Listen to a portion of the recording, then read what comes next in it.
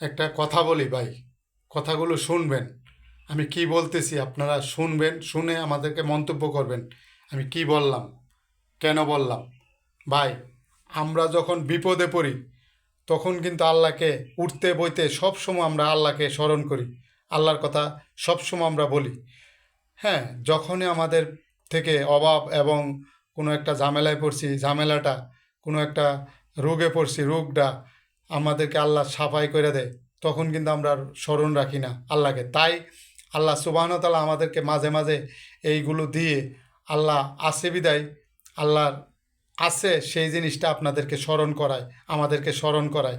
সেই জিনিসটা বোঝাইতে চায় আমি ইচ্ছা করলে সব করতে পারি, কিন্তু আমরা সেই আল্লাহকে ভুলে যাই যখন আমরা কোনো বিপদ থেকে বের হয়ে যাই, কোনো অভাব অনটন থেকে বের হয়ে আসি, সুখে পড়ে যাই, তখন আর আল্লাহকে আমরা চিনি না।